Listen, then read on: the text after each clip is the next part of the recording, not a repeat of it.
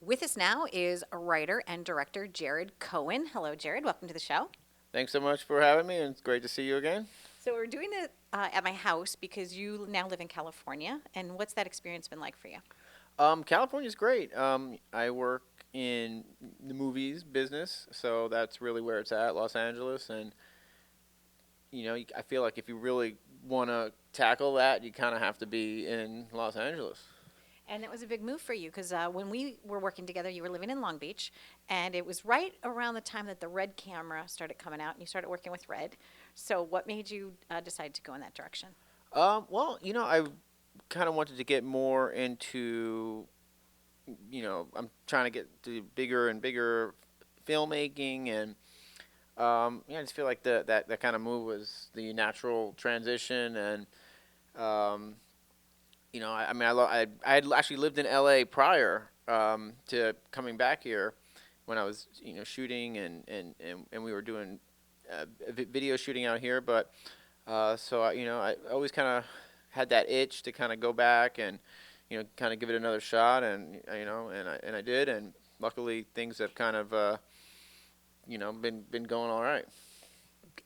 More than all right. Like, I'm so proud of you, like unbelievably proud of you. So the first feature length film that you did, you got that on television. So let's talk about that because that's kind of where it really started for you. Oh, thank you, and we're really proud of you too. Oh, thanks. And the show, yeah, just to see you in the show doing bigger and bigger things. But so the first movie, that we had the premiere, that you held the premiere party for, Born Bad. It was I wrote and directed it. It was for a company called The Asylum, which I'm representing them right now. Big shout out to The Asylum, and it was called Born Bad.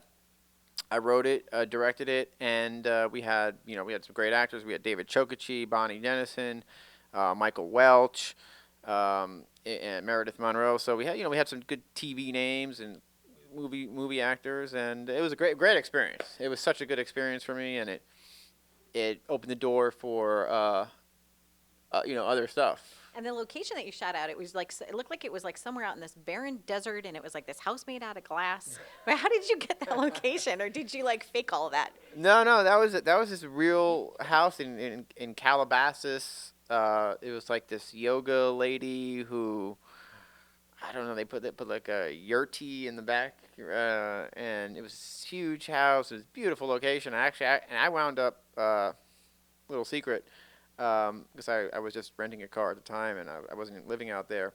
I actually stayed at the house, and I wasn't supposed to stay at the house.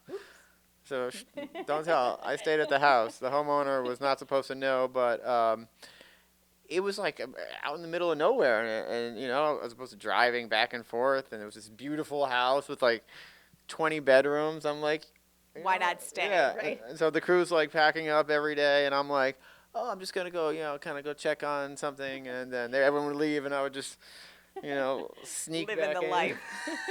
it was, it was great. It was Yeah. actually. And now you just opened yesterday another film. Let's Yeah. go to that one. What is that one about? That was called Little Dead Rotting Hood. I directed it. It's a werewolf movie, written by my producing partner Gabriel Campisi, and it just came out. It came out in I think Redbox, iTunes, Amazon, Walmart, and we had Eric Balfour in it. We had Lil Romeo, Romeo Miller, Master P's son.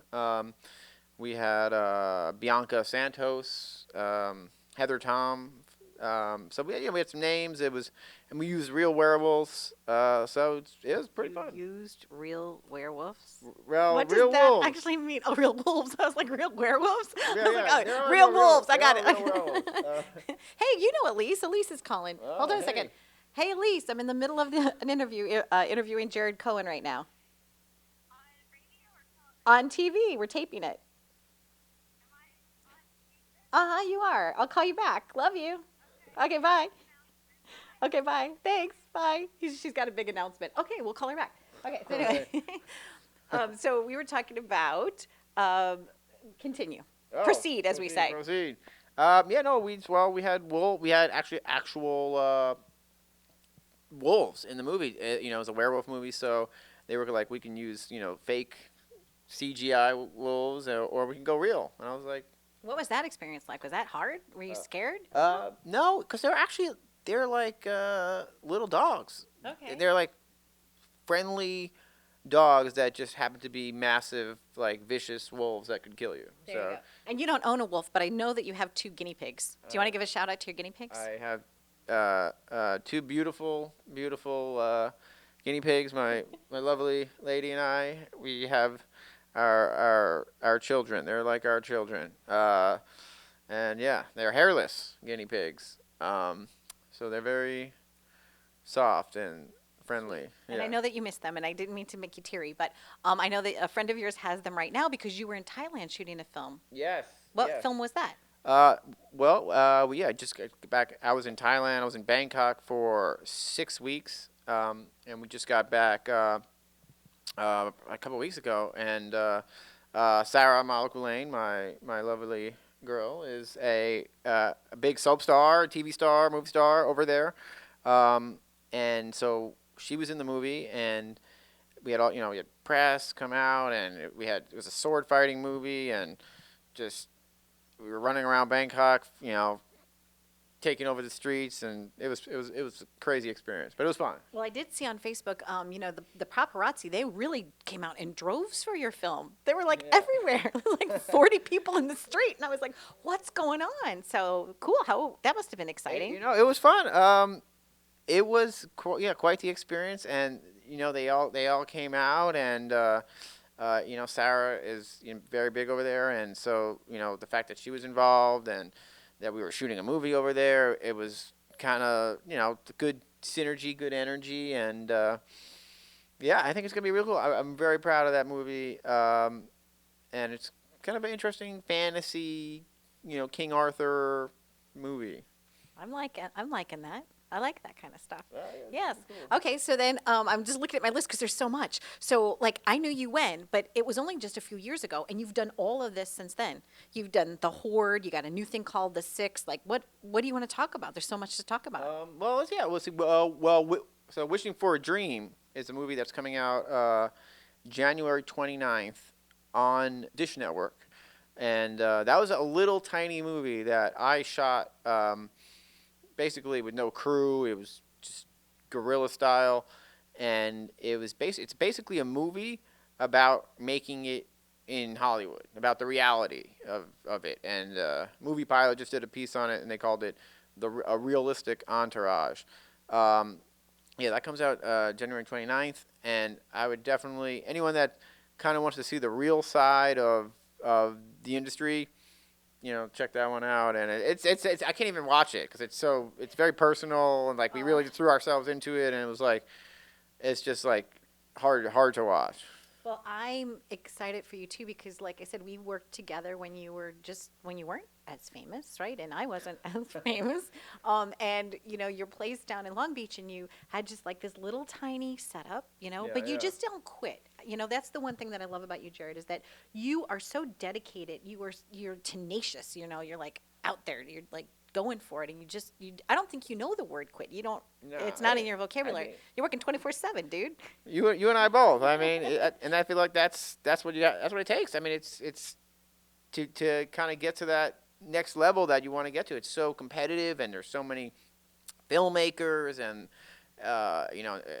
it's just so hard that you just have to keep going, and every day you just got to keep pushing, and I enjoy it. I mean, you have to really love it and really want to do it. And if you don't, it's just going to be exhausting, and you're going to be not a very happy camper. You're gonna burn out. Yeah. Are you staying healthy? Because you look really healthy. Like, are you eating well? I mean, your Oh, skin really? looks. Yeah, you look good to me. Oh, you look thank you. like you're like like just. I don't know. You look good. Oh, thank you. No, I feel good, and I try to work out as much as I can, but it's. Okay, your girlfriend's here, and she told me I could. Yeah, he's feeling good. I don't know. We got to get. We're always talking about. Oh, we need to work out more. We need to work out more. We need to eat healthier. So it's just that constant. Try and eat healthier, and I like to eat snacks late at night, and that's I got to cut What about that up. shark snacks? What about the shark thing that you did? Oh, Sharknado wada oh, wada do? What is that? oh, Sharknado, Yeah, it's Sharknado. Sharknado. You were in that too. I was in. There was in between Sharknado. After Sharknado 3, they did a spin-off, an official spin-off, by the Asylum, the company that did all the Sharknados. I was an actor in it, but I played the director of the original Sharknado. And the movie's out now. It's on demand. It was the every other Sharknado movie like blew up and became this huge thing, except for this one that is like got buried in the lost in the Sharknado. It got spun. Really? Yeah, it was just weird. It was Well, think it could still have a second coming. you know what? Maybe the water just needs to be a little bit warmer. It just needs a Exactly. little PR love, maybe. You know what? It needs a little boost. So anyone out there that wants to see the Sharknado mockumentary, Heart of Sharkness, go check it out. Okay, so now I do want to talk about what's coming up. So you did the Sharknado mockumentary. What is this? Oh, so yeah, Dick Dixter. There's a movie coming out called They Want Dick Dixter. I acted in it. I do some acting. I started off as an actor, but I'm primarily behind the camera now. But yeah, my buddy Chris Olin Ray put me in. He casted me in 2 movies. One called They Want Dick Dixter, which ironically I also played a director in, and also another movie called Minutes to Midnight, and both of them are coming out. Who was in there? Richard Grieco was in there. William Baldwin was in there. Trying to think. Christopher Judge, I think, was in there. So we had Bill Moseley. So it was kind of some names. We worked with Billy Baldwin the same week because he was here doing the something for charity, the hospitality ball, and around the same time you were doing that. And so I saw on my Facebook my picture with Billy Baldwin, and the next day I was like, wait, hey, that guy gets around. So it's funny with the Baldwin connection because I worked with Billy Baldwin, I worked with Stephen Baldwin, and I worked with Daniel Baldwin, and I'm from a town called Baldwin, so there's a lot of Baldwin in the air. There is a lot of Baldwin in the air. You've been doing wonderful. I'm very proud of you. Tell me, like, your favorite piece of equipment, like something that you just have to have no matter what you do on every shoot. There's a camera. It's the Red camera, and We've been shooting a lot of movies on there. I really very close to owning my own Red camera, and I'm gonna get it. But you can't just get the camera because you get the camera, you can't use it. You need the lenses, you need the viewfinder, you need the battery adapter. So it's like a whole thing, and then it gets pretty expensive. But that's what I would. That's what I But would step say. by step, little by by step. little, it's going to happen. And where do you see yourself in 10 years? Where do you want to go? What would be the ultimate for you? I would say, I have a company, Traplight Media, Traplight Pictures, and in 10 years, I would like to, be making, big independent films, and, we're producing them, directing them, writing some of them, maybe doing, still doing some acting on there, but also have a firm grip in the distribution world and the sales because the business is so kind of crazy that you kind of have to be the full service. You kind of have to be the company that makes the film and sells the film, because if you just make the film and you count on someone else to sell it, then that money just kind of magically Poof, the magic dragon. poof, your money's Poof, gone. gone. No money. Okay, so basically doing more of the same, but just monetizing it and just being more comfortable, I guess. Yeah, on a bigger level. Yeah, more. Kind of the features that we're doing now are, considered low budget. And so I'd like to kind of, step up. I mean, they're getting out there. I mean, they're movies that I've done are, they're playing in theaters, major city theaters, but it's not like wide release theaters. They're playing on Netflix, and I just want to take things to the next level. Keep going. Take it to the top. And I know that you're a good mentor for other people. You have a lot of people that it's like you allow them to be like production assistants. Like you're somebody that really gives back. Where did that come from? Where did that philanthropicness inside of you come from? Well, I mean, for me, if I work with someone and they're cool and we get along really well, if it's someone on the production side or an actor, like I'm gonna keep kind of bringing them back and work with them again and again. So I like good people that I like to keep working with, keep it in the families, and if someone's cool to me and I'll always be cool to them. Excellent. And how can people find you? Traplight? Yeah, you can find me on Twitter at Traplight Media. I'm on Instagram. Just type my name in, Jared Cohn, and there's all sorts of stuff on the intranet. Well, thank you for joining me. It's great to see you. You are very loved, and we'll be doing more things together. And tell us the secret behind your love for cherry lollipops. Oh, so this was Like Kojak, an where, old where TV, was I? an old TV I think I was guy. at the dentist or somewhere, Yeah. and I saw this, so I figured that's a nice red lollipop. I'm gonna take this, There you go. and I'm gonna bring it on the show and There you show everybody. There you go. And I think it should be making a starring appearance in your next film. I think it should be all about the red lollipop.